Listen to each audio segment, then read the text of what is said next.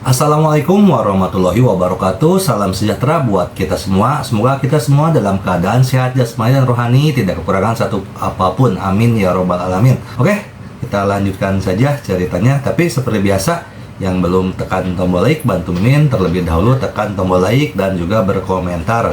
Terima kasih sesudah dan sebelumnya. Yes. Yuk kita lanjutkan lagi ceritanya.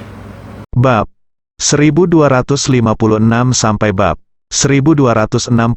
Suruoli, sebagai putri Susoudao, secara alami memiliki darah yang lebih kental daripada air di hatinya. Namun, dia tidak bisa menahan diri untuk berpikir dalam hati, saya berhutang nyawa pada Tuan Ye, dan Tuan Ye juga memberi saya kesempatan besar untuk meningkatkan kekuatan seni bela diri saya dengan cepat. Saya menginginkan emosi dan alasan, patuhi perintahnya untuk membalas kebaikannya. Jika ayahku benar-benar bertanggung jawab atas kematian orang tua Tuan Ye, maka jika Tuan Ye ingin membalas dendam padanya, tentu saja aku tidak punya apa-apa untuk dikatakan. Jadi, aku hanya bisa berharap ayahku tidak ada hubungannya langsung dengan kematian orang tua Ye Chen. Untungnya, Tuan Ye adalah orang yang sangat jujur dan adil. Sejak dia mengatakannya, selama ayahnya tidak membunuh ayahnya, musuh dapat menyelamatkan nyawa ayahnya. Selebihnya tergantung pada apakah ayahnya tidak bersalah dalam masalah ini. Dengan mengingat hal ini, dia berkata kepada Ye Chen dengan hormat, "Tuan Ye, ya, Ruoli akan lega dengan kata-katamu." Ye Chen mengangguk sedikit dan berkata kepada Hongwu, "Oke, bawa Susoude ini dan pergi ke kamar pribadi tunggal yang disiapkan untuknya, dan bawa Steve ini bersamanya. Temui putranya." Begitu Steve mendengar bahwa Ye Chen ingin dia bertemu putranya, dia segera bertanya, "Di mana Walter sekarang?" Ye Chen tersenyum dan berkata, "Putramu yang berharga ada bersamaku sekarang. Dia terbaring di kamar pribadi khusus yang disiapkan untuknya." Steve berseru, "Di mana dia berbohong? Apakah dia sakit?" Ye Chen berkata dengan ringan, "Karena karakter anakmu benar-benar bajingan, aku memintanya untuk dia datang ke sini untuk terbaring di tempat tidur dan direformasi. Adapun mengapa dia terbaring di tempat tidur, kamu harus membiarkannya dia memberitahumu secara pribadi ketika kamu melihatnya nanti." Setelah mengatakan itu, Ye Chen berdiri dan memerintahkan kepada semua orang di sekitarnya, "Angkat dan bawa mereka pergi." Hongwu dan Chen Zekai pergi sendiri, masing-masing mengambil satu, dan menyeret mereka keluar. Ye Chen meletakkan tangannya di belakang punggung dan mengikutinya.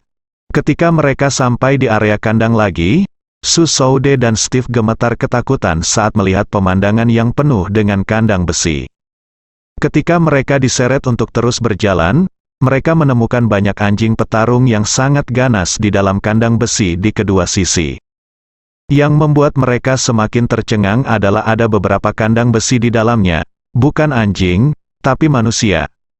Steve segera melihat putranya, Walter, sedang terbaring di ranjang rumah sakit saat ini, terlihat sangat lemah. Berdiri di samping Walter adalah seorang pemuda berkulit kuning yang sedang memegang semangkuk bubur putih dan memasukkannya ke dalam mulut Walter dengan sendok. Pemuda tersebut adalah Kobayashi Jiro yang bekerja sebagai pekerja kontrak di peternakan anjing. Steve segera meronta dan berteriak, "Walter, anakku, apa yang terjadi padamu?" Hongwu menghampiri dan memberinya mulut besar sambil meneriakkan makian, "Brengsek, apa yang kamu bicarakan? Apa kalian berdua tidak tahu caranya untuk berbicara Mandarin? Bicaralah dalam bahasa Mandarin kepadaku. Jika kamu mengucapkan nyanyian burung itu di depan kita lagi, aku akan memotong lidahmu." Steve ditampar wajahnya dan merasa sangat bersalah, tetapi dia tidak berani mengikuti Hongwu meronta, sehingga ia harus menutupi wajahnya, tersedak dan bertanya dalam bahasa Mandarin, "Walter, anakku, kamu, ada apa denganmu?" Walter pun meronta untuk bangun, namun karena tubuhnya yang lemah, dia mencoba beberapa kali tanpa hasil. Jadi dia hanya bisa terbaring tak berdaya di tempat tidur sambil menangis, dan berkata dalam bahasa Mandarin, "Ayah, aku diracuni, dan sekarang aku menderita uremia." Setelah mengatakan itu, dia tidak bisa lagi mengendalikannya. Dia menahan emosinya dan menangis dengan keras, Ayah harus menyelamatkanku. Ayah, tempat hantu ini seperti neraka. Jika ayah tidak menemukan cara untuk menyelamatkanku, aku mungkin mati di sini. Marvin tersenyum dan berkata, Walter, mustahil bagi ayahmu untuk menyelamatkanmu. Tapi kabar baiknya adalah aku berencana meninggalkan ayahmu di sini untuk menjagamu. Mulai sekarang, kalian berdua akan tinggal di satu kamar. Setelah itu, Chen berkata kepada Kobayashi Jiro lagi, Jiro, kamu tidak perlu memberi makan Walter ini mulai sekarang. Fokus saja memberi makan anjingmu. Ketika Jiro Kobayashi mendengar ini, dia sangat gembira dan berseru, bagus sekali. Tuan Ye, tahukah Anda? Selain memberi makan Walter ini setiap hari, saya juga harus membawa kotoran dan urinnya, yang jauh lebih banyak lagi. Menjijikkan daripada melayani anjing. Ye Chen tersenyum tipis. Biarkan ayahnya melakukan ini mulai sekarang. Kamu telah bekerja keras akhir-akhir ini, biarkan Hongwu memberimu hari libur nanti. Selama kamu tidak meninggalkan peternakan anjing, Anda dapat melakukan apapun yang Anda inginkan. Jiro Kobayashi membungkuk penuh semangat dan berkata, terima kasih Tuan Ye, terima kasih Tuan Ye. Jika saya dapat mengambil hari libur, saya ingin tidur nyenyak, dan lalu minum 2 botol bir. Setelah itu, dia menatap Ye Chen dan bertanya dengan gugup, Tuan Ye, bolehkah saya minta 2 botol bir? Ye Chen tersenyum, melambaikan tangannya, dan berkata kepada Hongwu, Hongwu, izinkan saya bertanya kepada seseorang besok siapkan sekotak bir untuk Jiro dan biarkan dia santai. Hongwu segera berkata, baiklah, Tuan Ye, serahkan padaku. Ketika Jiro Kobayashi mendengarnya bahwa ada sekotak bir, air mata kegembiraan mengalir di matanya. Tersedak oleh isak tangis, dia berkata, Tuan Ye, terima kasih. Saya sudah lama tidak minum bir. Ye Chen tersenyum dan berkata, selama kamu berperilaku baik, apalagi bir, bahkan anggur putih dan anggur merah bahkan sake kamu bisa diselesaikan untukmu. Jiro Kobayashi sepertinya telah disuntik dengan darah, dan dia berkata dengan penuh semangat, Tuan Ye, saya akan terus bekerja keras dan berusaha sekuat tenaga. Ye Chen mengangguk, melambaikan tangannya dan berkata, oke, Jiro, kamu istirahat dulu. Kamu tidak dibutuhkan di sini. Kobayashi Jiro buru-buru berkata, baiklah, Tuan Ye, saya akan mengundurkan diri dulu saat itu. Hongwu mengedipkan mata pada anak buahnya saat itu, dan segera ada satu orang. Orang-orang itu maju dan pergi bersama Jiro Kobayashi. Ye Chen bertanya pada Hongwu saat ini, di mana upacara penyambutan yang saya minta Anda persiapkan? Semua orang sudah lama berada di sini. Mengapa Anda tidak memulainya dengan cepat? Hongwu mengangguk dengan cepat dan berkata, mulai sekarang, mulai sekarang. Setelah itu, dan buru-buru berteriak kepada orang-orang di sekitarnya, cepat, ambil alat peraganya. Begitu selesai berbicara, beberapa anak buahnya langsung mengeluarkan gulungan besar karpet merah dari kandang anjing kosong di sebelahnya. Mereka membentangkan karpet merah dengan tertib dari koridor kandang hingga ke anjing tunggal Walter. Sangkar, diletakkan tepat di samping ranjang rumah sakit Walter. Orang lain langsung membawa jas merah ke Hongwu. Hongwu segera berubah menjadi pembawa acara dan berkata dengan ekspresi serius dan emosional, hari ini, Tuan Steve Hogwit, yang telah melakukan perjalanan ribuan mil dan melintasi lautan, dan anak anjingnya Walter, hari besar reuni antara ayah dan anak, di hari baik yang dirayakan oleh seluruh dunia ini.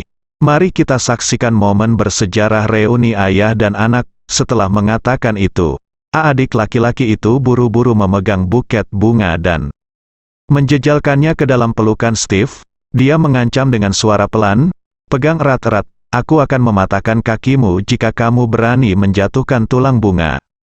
Tentu saja, Steve tidak berani menunjukkan tanda-tanda kelalaian dan hanya bisa dengan cepat memegang bunga itu erat-erat di pelukannya.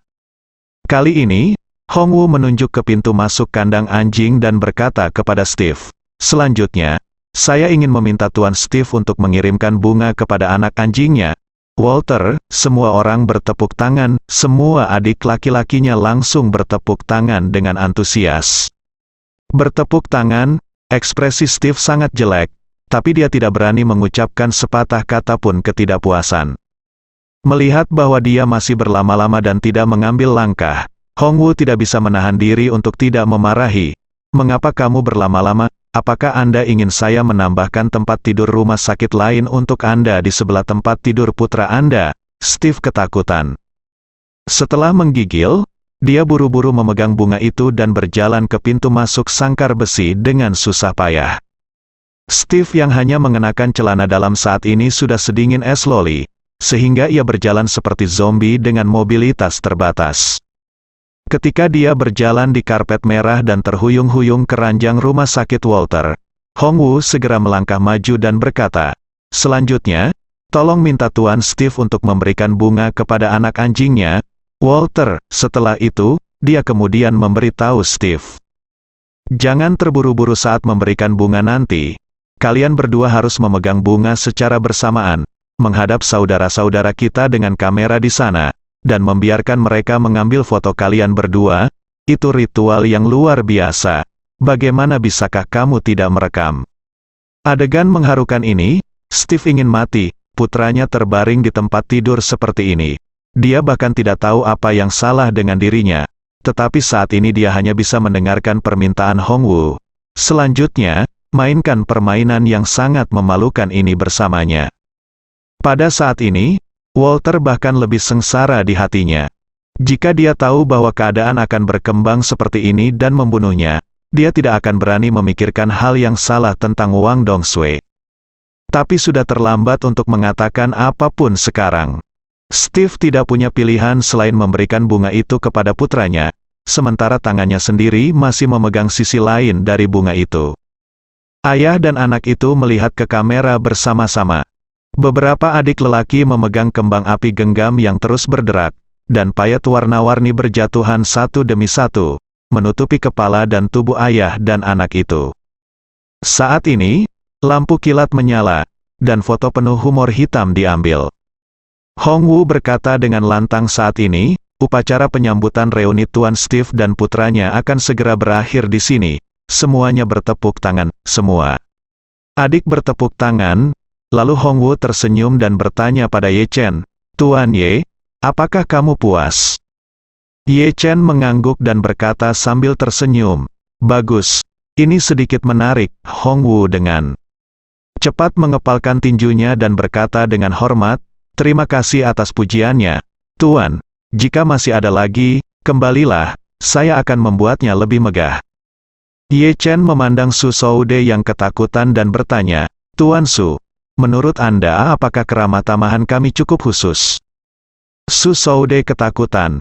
Wajahnya menjadi pucat, dan dia meratap dalam hatinya, "Apa yang kamu sebut khusus? Kamu menyebut ini khusus. Kamu iblis." Namun, dia tidak berani mengatakan itu, jadi dia hanya bisa mengikuti keinginan Ye Chen dan mengangguk berulang kali.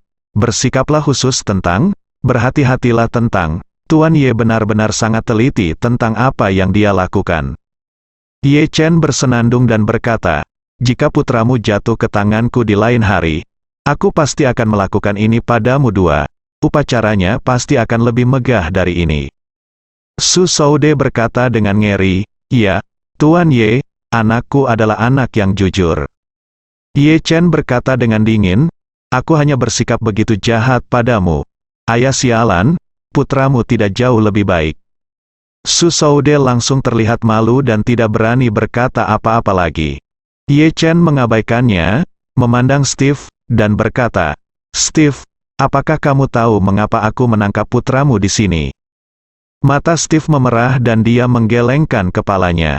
Marvin memandang Walter dan berkata dengan dingin, "Ayo, Walter, perkenalkan sejarah kejayaanmu kepada ayahmu." "Aku," Walter tidak tahu harus berbuat apa. Ye Chen berkata dengan dingin, "Katakan dengan cepat." Melihat Ye Chen marah, Walter tiba-tiba gemetar ketakutan dan buru-buru berkata, "Aku mengatakannya, aku akan mengatakannya sekarang." Segera, dia menatap Steve dan tersedak, berkata, "Ayah, ini semua salahku, aku yang menanggung semuanya sendiri." Saat dia mengatakan itu, Dia menceritakan betapa dia mendambakan kecantikan Wang Dongsue dan pada saat yang sama mengintip industri Emgrand Group di Jinling. Untuk membunuh 2 burung dengan 1 batu, dia menipu ayah Wang Dongsue seluruh proses keracunan. Setelah mendengar ini, Steve hampir pingsan. Baru pada saat inilah dia menyadari bahwa putranya, yang tampaknya berperilaku baik, berakal sehat, dan penuh potensi, sebenarnya adalah seorang bajingan. Justru karena kelakuan putranya dia lebih rendah dari binatang buas, dia menghancurkan masa depannya sendiri, dan juga menghancurkan dirinya sendiri. Dia penuh dengan kebencian di dalam hatinya, menamparkan wajah Walter, dan meraung, "Kamu bajingan, kamu tidak hanya menghancurkan dirimu sendiri, tetapi juga menghancurkanku." Walter menangis dan berkata, "Ayah, maafkan aku, saya tidak ingin hal-hal berkembang seperti ini." Saat dia mengatakan itu, dia menatap Ye Chen dan tersedak. "Tuan Ye, ada orang yang berbuat salah dan ada debitur. Saya bertanggung jawab atas apa yang telah saya lakukan. Tolong biarkan ayah saya pergi. Ini, kembali ke Amerika Serikat." Ye Chen tidak bisa menahan tawa. "Walter, apakah kamu benar-benar mengira aku berusia 3 tahun? Nak, aku akan membiarkan ayahmu kembali sekarang. Jika dia kembali untuk merekrut bala bantuan dan datang untuk menyelamatkanmu lagi, bukankah itu untukku? Apakah kamu sendiri yang menyebabkan masalah?" Setelah mengatakan itu, Ye Chen berkata lagi, "Selain itu, sudah kubilang sebelumnya, karena kamu bisa menyeret ayah Wang Dongsue ke dalam masalah, maka aku bisa mengikuti teladanmu dan menyeret ayahmu ke dalam masalah juga. Masuklah ke dalam air. Mulai sekarang, ayahmu akan tinggal di sini selama 10 tahun. Dia akan menjagamu dan menebus dosa-dosamu bersama-sama." Walter memandang Steve dengan air mata berlinang dan menangis. "Ayah, aku minta maaf padamu." Steve juga menitikkan air mata. Dia benar-benar tidak menyangka akan datang ke Huaxia, dan dia benar-benar menghancurkan masa depannya, dan bahkan kebebasan hidup. Saat ini, Ye Chen menunjuk ke kandang kosong di sebelahnya dan berkata kepada Su Soude, "Tuan Su, ini adalah kamar tunggal tempat Anda akan tinggal di masa depan. Jika Anda merasa kesepian, ayah dan anak di sebelah bisa jadi temanmu. Setelah beberapa saat, aku akan mencari kesempatan untuk membawa ayahmu ke sini, dan kalian berdua ayah dan anak bisa makan meja mahjong bersama." Su Soude merasa merinding saat mendengar ini. Ye Chen memaksaku untuk merekam begitu banyak video. Jika ini benar-benar terungkap, lelaki tua itu pasti akan membenciku. Jika dia benar-benar membawa lelaki tua itu ke sini, akan sangat memalukan bagi ayah dan anak itu untuk bertemu di dalam sangkar. Memalukan. Lagi pula, jika Ye Chen benar-benar memasukkan lelaki tua itu, bukankah itu berarti kakak laki-lakiku yang tertua sudah terpenuhi? Jika saatnya tiba, kita berdua akan tinggal di kandang anjing di sini, dan dia akan melakukannya, mewarisi posisi kepala keluarga Su di luar. Lalu bukankah dia menjadi pemenang besar pada akhirnya ketika dia menjadi budak yang bertobat?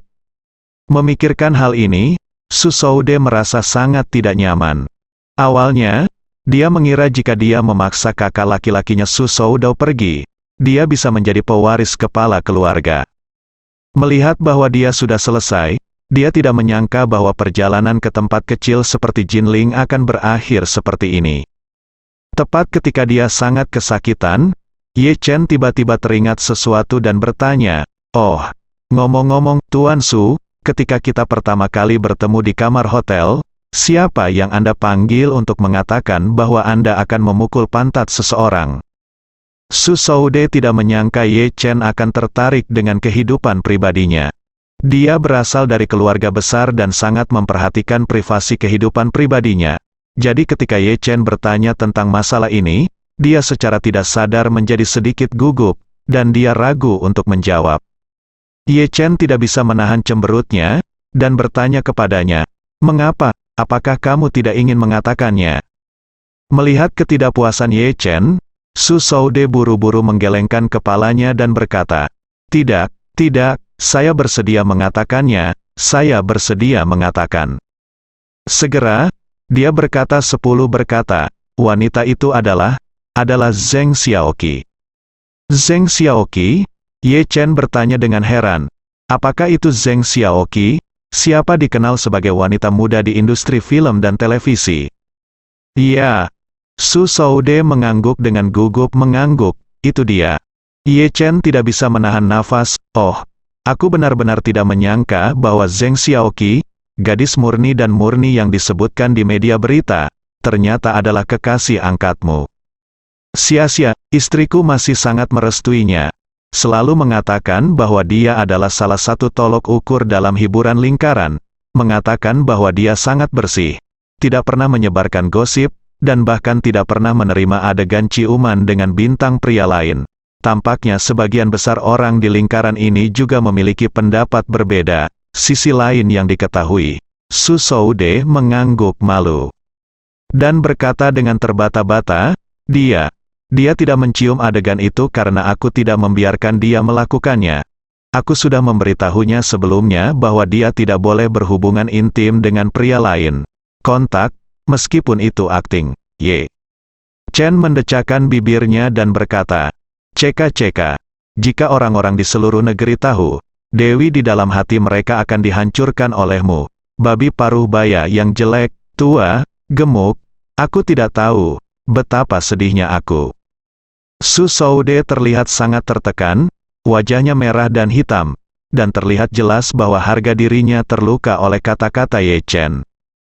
Namun, meskipun harga dirinya terluka, dia tidak berani mengatakan apapun di depan Ye Chen, jadi dia hanya bisa mengangguk karena malu dan setuju. Iya, Tuan Ye berkata. Ye Chen mencibir dan bertanya kepadanya, apakah Zheng Xiaoqi ini selalu ada di Jinling?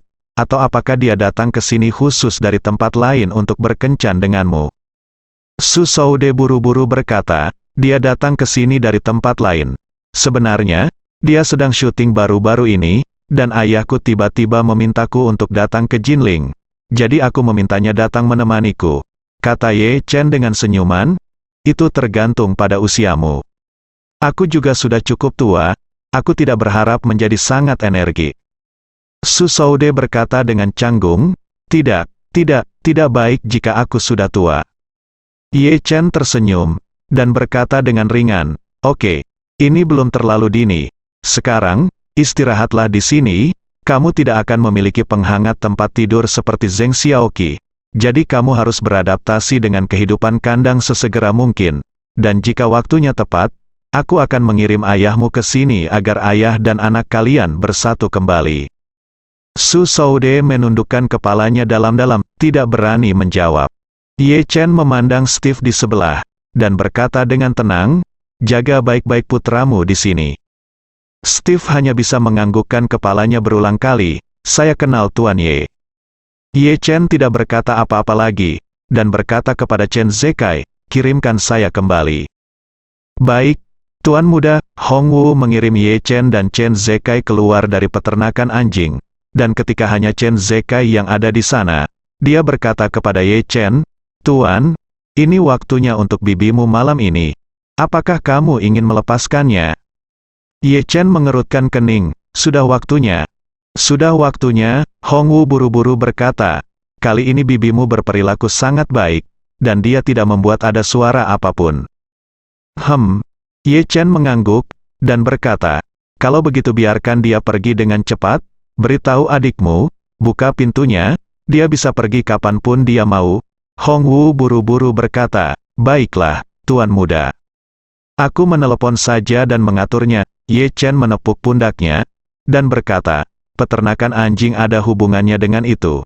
Jadi kamu harus mengawasinya untukku. Dan jangan biarkan siapapun dengan latar belakang yang tidak diketahui dekat dengan peternakan anjing. Dan kamu harus benar-benar mencegah adikmu membocorkan rahasia ke dunia luar.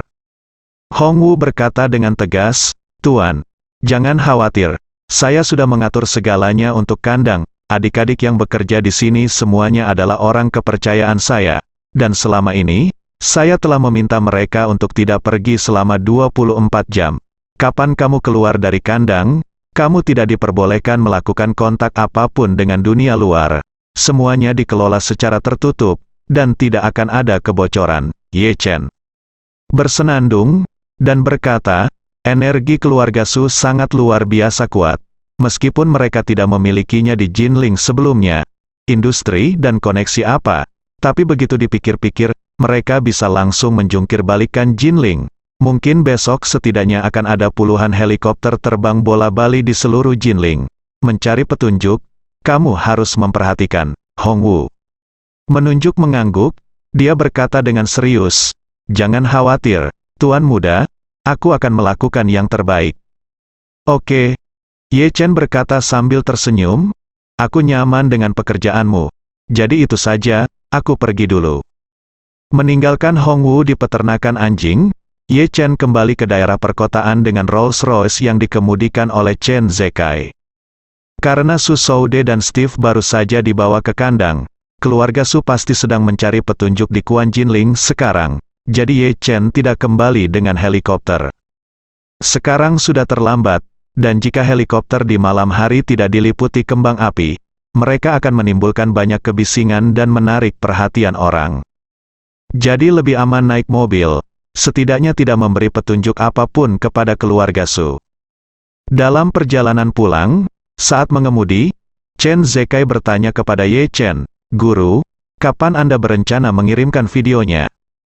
Ye Chen berkata, "Saya akan mempostingnya di tengah malam, saya akan kembali dan mengedit videonya. Dan kemudian saya juga akan memproses suara saya. Setelah beberapa saat, Anda dapat mengirimkannya." Chen Zekai buru-buru bertanya, "Kalau begitu, apakah Anda akan mempostingnya di platform video pendek?" "Ya," Ye Chen mengangguk dan berkata, "Kekuatan keluarga Su secara keseluruhan masih sangat kuat. Jika saya mempostingnya di platform lain, kemungkinan besar mereka akan segera diberhentikan oleh mereka. Tetapi jika saya mempostingnya di milik keluarga Ye platform video pendek, ada peluang besar untuk menginjak keluarga Su, dan keluarga Ye pasti akan melewatkannya. Jadi, mereka pasti tidak akan menghapus video tersebut." Chen Zekai berkata sambil tersenyum, "Jika Anda benar-benar memposting video tersebut di platform video pendek keluarga Ye tidak akan menghapusnya, dan saya khawatir mereka akan melakukan segala kemungkinan untuk mempromosikannya." Ye Chen berkata sambil tersenyum. Itu akan sempurna. Ketika Ye Chen kembali ke rumah, Xiao Churan masih sibuk belajar. Sebelum Ye Chen berangkat ke Jinling International Hotel, dia sibuk dengan urusan perusahaan. Sekarang dia kembali, dia belum selesai bekerja.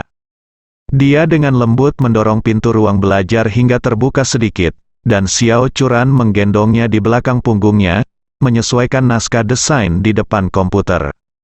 Ye Chen melihat punggung istrinya, merasa agak tertekan. "Aku tahu istriku akan bekerja keras demi kerja sama M Grand Group. Faktanya, lebih baik tidak memberinya proyek ini. Hanya saja tidak ada jalan untuk mundur. Istriku sangat mementingkan hal ini, kerjasama. Jika Wang Dongsui menelepon untuk menghentikan kerjasama sekarang, jika demikian, dia pasti akan terpukul keras." Memikirkan hal ini, dia menghela nafas pelan dan menutup pintu lagi tanpa mengganggu Xiao Churan. Kembali ke kamar, Ye Chen mengisi dirinya dengan air dan berendam di bak mandi. Pada saat yang sama, sambil memegang ponsel di tangannya, dia mulai memproses beberapa materi yang diambil hari ini dengan perangkat lunak pengedit video sederhana. Bahan utamanya ada dua bagian. Satu bagian berada di dalam terowongan, merekam bagian Ma Chongxin.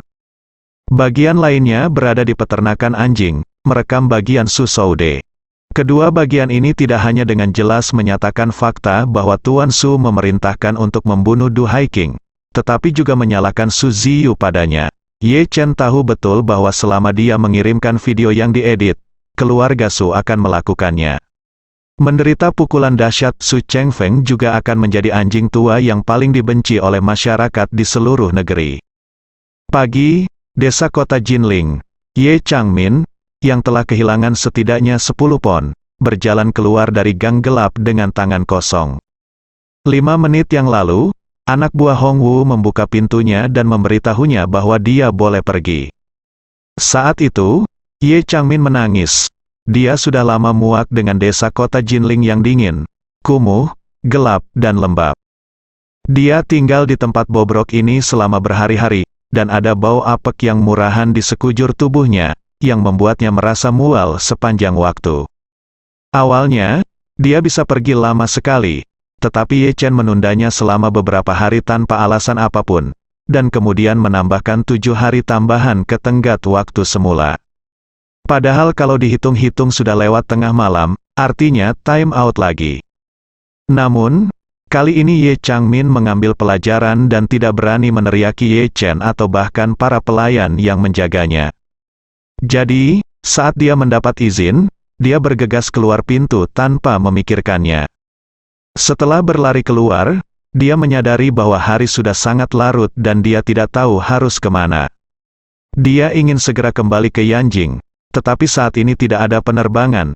Jika jet pribadinya dipindahkan dari Yanjing, setidaknya akan memakan waktu 2 atau 3 jam. Jadi kemana dia akan pergi dalam 2 atau 3 jam tersisa? Memikirkan hal ini, dia segera menelepon Chen Zekai.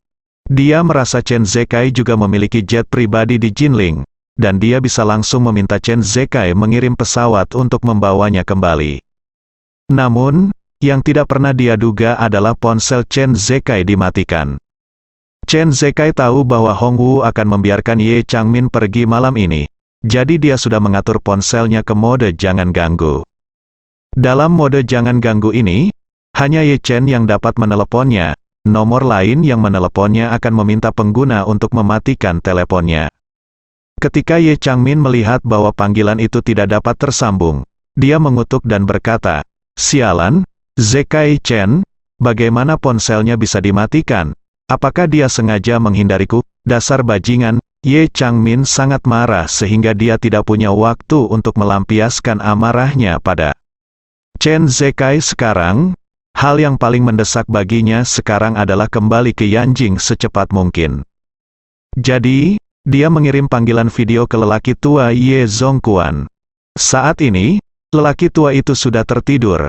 Setelah menerima video tersebut, dia bertanya dengan mengantuk, "Changmin, ada apa selarut ini?" Ye Changmin menangis dan berkata, "Ayah, bajingan kecil Ye Chen itu akhirnya ditangkap. Aku dibebaskan, tapi aku tidak bisa kembali ke Yanjing sekarang. Ponsel bajingan Chen Zekai itu juga dimatikan. Silakan lihat dan segera atur pesawat agar aku datang dan menjemputku." Ye Zongquan berkata dan berkata kepada Chen, "Apakah waktunya sudah ditentukan untukmu? Bagaimana dengan ini? Kamu naik taksi ke bandara dulu, dan aku akan mengatur pesawat untuk menjemputmu." Ye Changmin tersedak dan berkata, "Ayah, kamu seharusnya aku tidak memintaku naik taksi. Ayo pergi ke bandara. Aku belum pernah naik taksi seumur hidupku. Taksinya jelek. Sebuah mobil tidak berharga seperti 4 ban di mobilku. Terlebih lagi, orang-orang dari semua lapisan masyarakat duduk di dalamnya, kotor sekali. Ah." Ye Zongquan berkata tanpa daya, "Changmin, kamu berada dalam periode khusus sekarang. Kamu telah tinggal di desa kota yang kotor dan berantakan selama berhari-hari. Apakah kamu masih takut naik taksi?" Ye Changmin menangis. Dia keluar, "Ayah, saya datang ke Jinling seperti yang Anda minta kali ini, dan saya benar-benar menderita semua kesulitan yang pernah saya alami dalam hidup saya." Ye Zongquan juga mengalami sakit kepala dan berkata, Baiklah, jika ada yang ingin kamu katakan, jujur saja. Kamu sudah sangat tua, jangan menangis sepanjang waktu. Menangis tidak akan menyelesaikan masalah apapun." Setelah berkata itu, dia menguap dan berkata dengan lemah, "Hei, aku terlalu mengantuk. Orang ini seiring bertambahnya usia, jika kamu tidak tidur nyenyak, itu akan berdampak besar pada tubuhmu. Jadi aku tidak akan memberitahu kamu lagi. Kamu bisa naik taksi ke bandara dan aku akan tidur dulu." Meskipun Ye Changmin merasa sangat sedih, melihat ayahnya berkata demikian, itu tidak baik. Jika dia terus memaksakan sesuatu, dia hanya bisa berkata dengan sedih, "Ayah, tolong jangan lupa menyelesaikan penerbangan sebelum tidur." Ye Zongquan dia berkata dengan sangat lelah, "Anda tidak perlu bertanya kepada saya untuk masalah sepele seperti mengirim pesawat, telepon saja Tang Sihai dan biarkan dia mengaturnya." Ye Changmin merasa lebih sedih ketika mendengar ini. "Tentu saja aku tahu, pergi saja ke Tang Sihai langsung untuk hal semacam ini." Tetapi alasan mengapa aku menemui lelaki tua itu secara langsung adalah karena aku ingin berpura-pura menjadi menyedihkan di depan lelaki tua itu. Ini juga dapat mengubah kesan lelaki tua itu terhadap Ye Chen. Ini bahkan lebih buruk lagi. Lagi pula, jika lelaki tua itu tahu bahwa aku telah menderita ketidakadilan yang begitu besar di Jinling, dia pasti akan memberiku sejumlah kompensasi. Aku tidak menyangka bahwa lelaki tua itu tidak akan menganggapku serius, meskipun Ye Changmin tidak puas, tapi aku tidak berani terus main-main dengan lelaki tua itu saat ini. Aku hendak mengucapkan selamat malam kepada lelaki tua itu dan segera mengakhiri videonya. Tadi sangka, pada saat itu, telepon rumah di samping tempat tidur lelaki tua itu tiba-tiba berdering. Telepon rumah di samping tempat tidur lelaki tua itu adalah saluran komunikasi daruratnya. Hanya ketika suatu peristiwa besar terjadi dan lelaki tua itu telah beristirahat, pelayan yang melaporkan hal tersebut akan menghubungi lelaki tua itu melalui jalur khusus ini. Pada saat ini, Ye Zongquan juga menyadari bahwa sesuatu yang penting mungkin telah terjadi. Dia tidak peduli, dia menutup video dan langsung mengambil telepon rumah dan bertanya, "Apa yang terjadi?" Di telepon, Tang Sihai berseru, "Guru, saya baru saja menerima beritanya.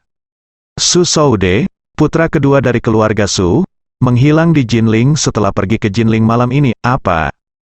Ye Zongquan, yang lelah beberapa detik yang lalu, langsung duduk berikutnya, kedua, dan bertanya dengan penuh semangat, "Su Soude hilang di Jinling, asli atau palsu?" Tang Sihai berkata, "Itu benar sekali, keluarga Su mengirim banyak orang ke Jinling semalaman hanya untuk mencari keberadaan Su Soude." Ye Zongquan tiba-tiba menjadi sangat bersemangat, dan tertawa dan berkata, bagus sekali, Su Soudao pergi ke Australia untuk disalahkan, dan Su Soude menghilang di Jinling lagi. Kali ini keluarga Su kehilangan 2 orang berturut-turut, yang setara dengan tangan dan kaki Su Chengfeng. Rubah tua itu setengah cacat." Setelah mengatakan itu, dia hanya bisa menghela nafas. Chener pasti telah melakukan hal ini terhadap Su Soude. Dia satu-satunya di Jinling yang memiliki kekuatan dan keberanian seperti itu, Tang Sihai berkata, "Tuan, saat ini tidak ada bukti jelas bahwa Tuan Chen pasti yang melakukannya." Ye Zongquan tersenyum dengan sangat yakin, "Itu pasti dia, selain dia, tidak akan ada orang kedua." Setelah itu, Ye Zongquan berkata lagi, "Chener bahkan berani menyentuh putra kedua dari keluarga Su, memang benar anak sapi yang baru lahir tidak takut pada harimau." Di telepon, Tang Sihai berkata dengan sungguh-sungguh, Tuan Chen adalah putra dari Tuan muda kedua, seseorang telah berkata sejak lama, Tuan muda kedua adalah takdir naga asli, dan Tuan Chen adalah putra dari anak muda kedua Tuan. Jadi dia bukan anak sapi yang baru lahir, dia adalah seekor naga." Ye Zongquan tertawa dan berkata, Iya, itu memang rumbai yang panjang. Dia sama berbakatnya dengan ayahnya ini." Ye Zongquan berkata dengan penuh semangat, "Dengan Chener di sini, lepas landasnya keluarga Ye sudah dekat. Ye Changmin ketakutan saat mendengar ini. Ia tak lagi punya tenaga untuk bersedih atas kegembiraan ayahnya saat ini. Dia sangat terkejut dengan apa yang dilakukan Ye Chen. Dia sangat ketakutan, dan juga sangat takut. Orang ini Ye Chen. Apakah orang ini gila, bahkan berani menyentuh Su Soude? Itu putra kedua dari keluarga Su. Orang ini bahkan tidak meremehkan Su Soude. Dan jika dia mengatakan untuk mengikatnya, apa yang bisa saya lakukan agar dia membayar penghinaan yang telah dia lakukan terhadap saya?" Saat ini, Ye Zongquan tidak memiliki energi ekstra untuk menjaga Ye Changmin. Sekarang, dia sangat bersemangat, dan hanya ada satu pemikiran di benaknya, keluarga Su telah menderita pukulan berat satu demi satu, dan peluang bagi keluarga Ye untuk melampaui keluarga Su sudah dekat. Segera setelah dia memikirkan hal ini, dia segera berkata kepada Tang Sihai, "Sihai, kita harus mengikuti dengan cermat pergerakan seluruh keluarga Su, dan pada saat yang sama diam-diam mengirim lebih banyak tenaga ke Jinling, untuk berjaga-jaga. Jika mereka menemukan Chener, kita tidak boleh berpangku tangan." Tang Sihai segera berkata, "Baiklah, Tuan, saya Akan mengaturnya saja. Setelah mengatakan itu, Tang Sihai berkata lagi, Tuan, bagaimana kalau saya pergi ke sana sendiri? Ye Zongquan berkata dengan tegas, sebaiknya kamu tidak pergi. Identitasmu relatif sensitif. Jika kamu pergi ke Jinling saat ini, keluarga Su pasti akan merasa bahwa masalah ini ada hubungannya dengan kita. Jadi kamu tetap tinggal di Yanjing dan menunggu bersamaku untuk menunggu. Dan lihat apa yang terjadi. Oke, Tang Sihai buru-buru menyetujui dan berkata, Tuan, apakah Anda punya hal lain, instruksi? Ye Zongquan bertanya, Anda memberitahu yang lain sekarang bahwa saya akan mengadakan pertemuan dalam 20 menit. Di selain itu, jika ada pergerakan apapun di Jinling, Anda harus melaporkannya kepada saya tepat waktu. Baik, Tuan. Ye Zongquan menutup telepon. Di sini Ye Changmin berkata dengan sedih, Ayah, apa yang harus saya lakukan? Ye Zongquan mengetahui bahwa panggilan video dengan Ye Changmin belum ditutup. Jadi dia berkata, bukankah ini mudah untuk kamu tangani? Hubungi Sihai secara langsung dan minta dia mengatur pesawat untuk menjemputmu. Setelah mengatakan itu, Ye Zongquan memikirkan sesuatu dan berseru, ngomong-ngomong, Chener meminta bawahannya untuk melepaskanmu, kan? Lalu kamu tidak melihatnya sendiri, tidak? Ye Changmin berkata dengan marah. Ye Zongquan bersenandung dan memerintahkan, dalam hal ini, Anda menelepon Chener dan memberitahu dia bahwa Anda akan pergi. Anda menelepon dia untuk meminta maaf atas pelanggaran sebelumnya. Jangan lupa mengatakan, begitu banyak surga ada di Jinling. Jadi itu menyebabkan masalah baginya. Ye Changmin tertegun dan berkata, apa? Ayah, dia membuatku sangat sengsara, dan kamu ingin aku meminta maaf padanya. Juga, dia menahanku di Jinling selama berhari-hari dalam kesulitan. Bagaimana aku bisa membayarnya kembali? Apakah dia menimbulkan masalah? Ye Zongquan berkata dengan dingin, kamu benar-benar perlu mengubah karaktermu. Saat kamu pergi ke Jinling kali ini, kamu menangani banyak hal yang bermasalah. Jadi masuk akal untuk meminta maaf kepada Chener. Dan perasaan yang Anda tinggalkan untuk Chener sangat buruk, yang mungkin menyebabkan hambatan besar baginya untuk kembali ke keluarga Ye kita di masa depan. Jika Anda tidak dapat menemukan cara untuk membuatnya melepaskan prasangka buruknya, jangan berbicara tentang Chener di masa depan, dan aku juga tidak akan melakukannya. Maafkan kamu. Ye Changmin hampir pingsan, namun, ketika dia memikirkan nada bicara Ye Zongquan barusan, dia tahu bahwa jika dia tidak melakukannya, lelaki tua itu pasti tidak akan memaafkannya. Jadi, dia hanya bisa berkata dengan marah, oke, aku akan meneleponnya sekarang. Ya, itu saja. Ye Zongquan mengangguk puas dan berkata, oke, itu saja, aku siap, saya siap untuk pergi ke pertemuan. Setelah selesai berbicara, lelaki tua itu menutup video. Sementara Ye Changmin menyeka air matanya, dia dengan enggan menemukan nomor ponsel Ye Chen dan meneleponnya. Saat ini, Ye Chen sedang mengedit videonya, dan Ye Changmin tiba-tiba menelepon. Dia tidak bisa menahan cemberut, ragu-ragu sejenak, dan akhirnya menjawab panggilan tersebut. Hei, Ye Changmin merasa lebih marah ketika dia mendengar suara dingin Ye Chen, tapi dia tidak berani menunjukkan sedikit pun penghinaan. Dia hanya bisa berkata dengan senyum puas, Chener, aku bibimu. Ye Chen kedinginan. Leng bertanya, ada apa? Ye Changmin buru-buru berkata, bibiku meneleponku untuk meminta maaf padamu. Kali ini aku datang ke Jinling, bibiku tidak yakin bagaimana menanganinya, dan menyebabkan banyak masalah bagimu. Aku telah membuatmu sangat marah, dan kuharap kamu bisa memaafkan bibiku kali ini. Setelah itu, dia bertanya lagi, juga, bibiku akan kembali ke Yanjing malam ini, dan dia benar-benar telah menimbulkan masalah bagimu selama periode ini. Ye Chen tanpa diduga, bibi ini benar-benar akan menelepon dan melunakkannya. Terlebih lagi, ini terjadi setelah dia mendapatkan kembali kebebasannya. Masuk akal jika bibi ini tidak mungkin benar-benar mengetahui kesalahannya dan bertobat. Jika dia melakukan panggilan ini sebelum mendapatkan kembali kebebasannya, mungkin dia akan melepaskannya.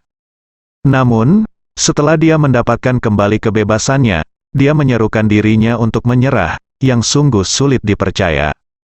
Mungkin dia dipaksa oleh lelaki tua itu untuk meminta maaf.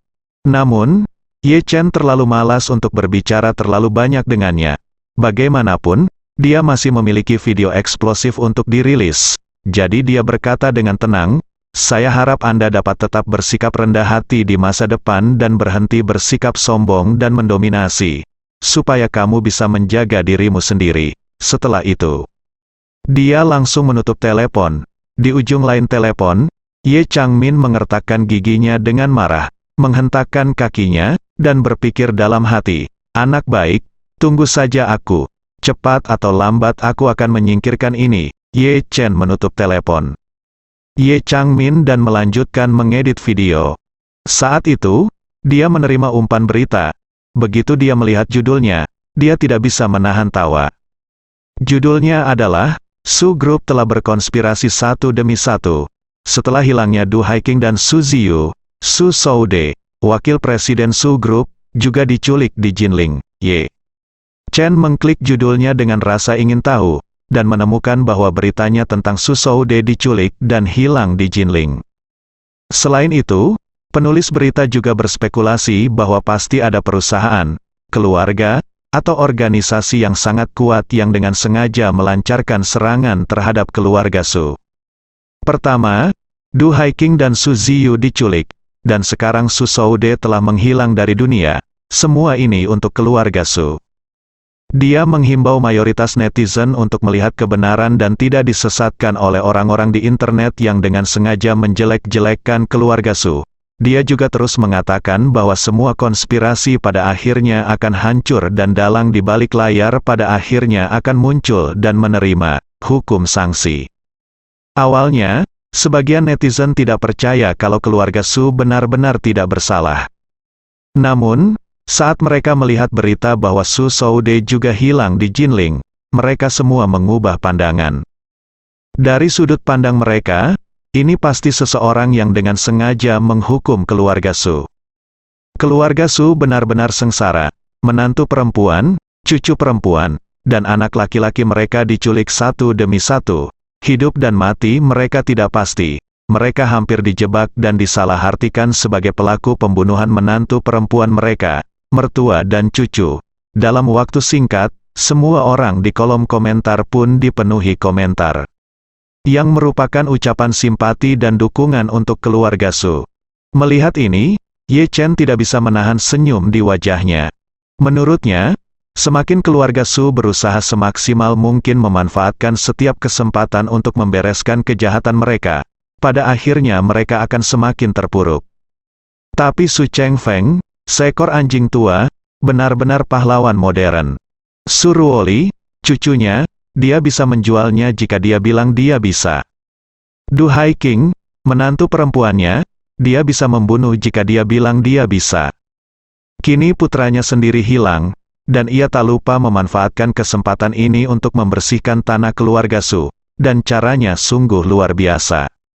Namun, dia tentu tidak pernah membayangkan bahwa segala upaya yang dia lakukan tidak hanya tidak akan membantu keluarga Su membalikkan opini publik, tetapi juga akan membuat kematian keluarga Su semakin parah. Dia membutuhkan waktu 10 menit untuk mengedit semua video. Dalam 10 menit terakhir, keluarga Su telah membeli hampir semua perangkat lunak media dan dengan panik menerbitkan siaran pers. Opini publik di internet telah sepenuhnya mendukung keluarga Su. Ye Chen tidak tergesa-gesa membuka platform video pendek kali ini, dan mengunggah video editannya menggunakan akun Rompi. Dia memberi judul videonya, Kasus Penculikan Paviliun Harta Karun Jinling dan Kasus Kecelakaan Mobil Terowongan Gunung Terlarang Terungkap, Bersambung.